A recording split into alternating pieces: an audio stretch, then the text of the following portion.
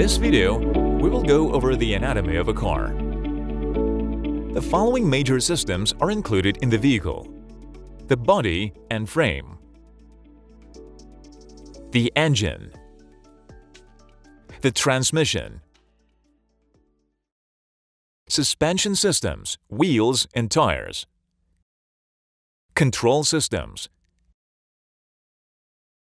electrical systems. The engine subsystems and the climatic equipment are the only remaining pieces of equipment. Let's take a look at the car's major components and assemblies. It may appear complicated now, but we're gonna explore each system in greater detail. So, let's look at car assemblies. We'll begin with the body and frame. This is the body. It provides space for the driver, passengers, and cargo. This is the body together with all auxiliaries and decorative elements. Next comes the frame. It is the main supporting structure to which all other components are attached. It can be a body-on-frame or a unibody construction. The unibody combines the function of the body and the frame.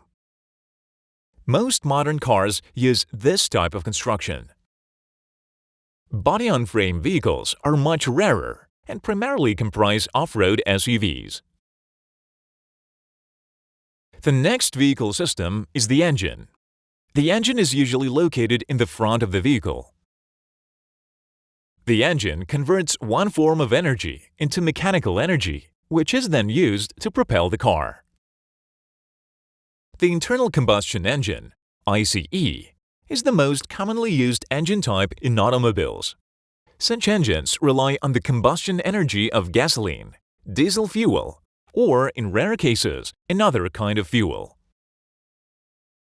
Electric and hybrid motors are also becoming increasingly popular. You can see a 4-cylinder, 16-valve gasoline internal combustion engine. This engine's operating cycle consists of 4 strokes: intake, compression, power, exhaust. The engine has numerous subsystems such as the intake system, exhaust system, fuel supply system, cooling system, and others. The internal combustion engine generates mechanical work, and the torque is then transferred to the transmission system via a flywheel. The transmission is the device that connects the engine to the drive wheels. It transfers, changes, and distributes torque to the drive wheels. Transmissions are classified based on the type of gearbox.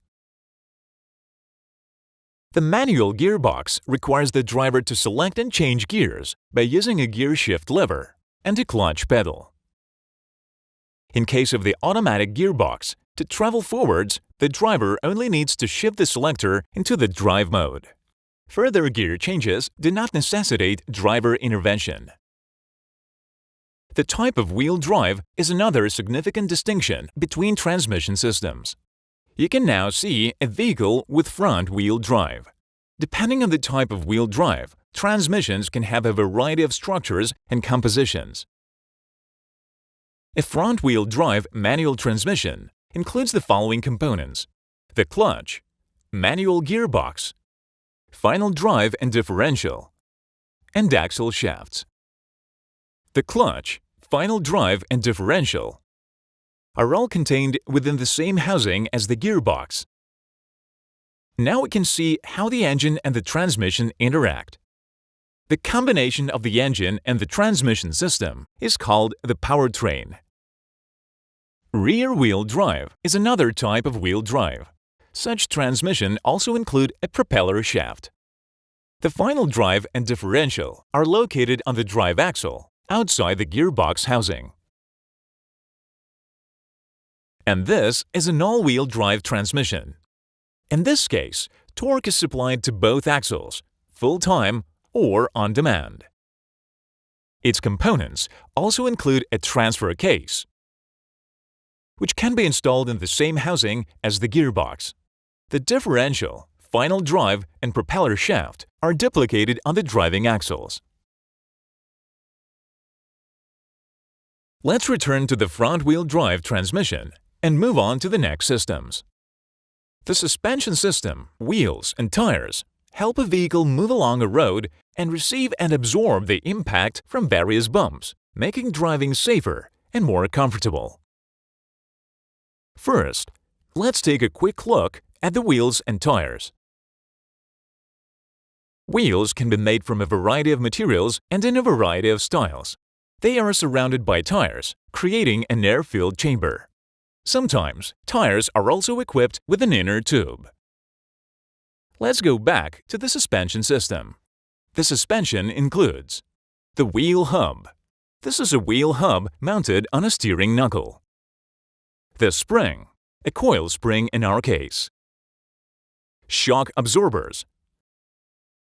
Suspension links, arms, and beams. This type of suspension has an arm control and a shock absorber that performs an additional function of the suspension arm. The anti-roll bar. The subframe and bushings. The front bar of the suspension system uses McPherson struts, which are very popular among car manufacturers. On the rear axle, we can see a semi-independent suspension with a torsion bar. Next, car control systems. They include the steering system, the braking system. In this section, it would also be appropriate to review engine and transmission controls.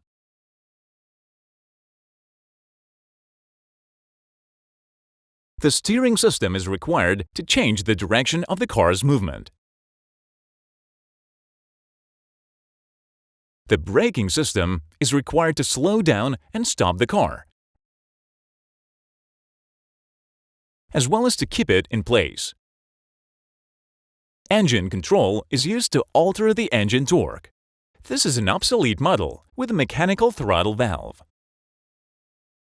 Transmission control is required to temporarily disconnect the engine and the transmission and select the desired gear or the desired gearbox mode. Passing on to electrical equipment. Modern vehicles are inconceivable without electrical equipment. It stores, generates, transmits, and consumes electricity.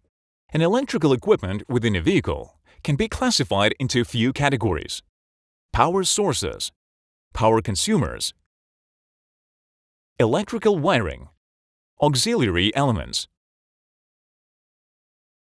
Power sources are the battery and the generator. Power consumers include various appliances that require electricity to operate, such as headlights, the starter motor, the engine control unit, and others. Electrical wiring connects various components of the electrical system. Auxiliary elements include relay and fuse boxes, as well as various buttons and switches. This concludes our review of the basic car components. If you want to learn more about the car's structure, see our next videos. Bye, everyone!